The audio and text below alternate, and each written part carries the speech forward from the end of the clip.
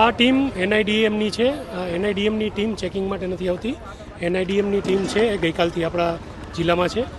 Disaster management point of વ્યૂથી જે આપણે તાલીમ આપવાની થાય એ તાલીમ માટેની આ ટીમ છે અને માર્ગદર્શન માટે એ લોકો આવેલા છે.